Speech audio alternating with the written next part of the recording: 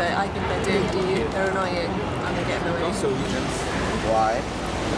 They're always in the way. They make a mess. They're loud and try to, steal your food if you're trying to eat lunch in the park. Because I live in the city and they're everywhere. When they, making not clear the statues and everything. This is a bad part. Sometimes they're doing on you.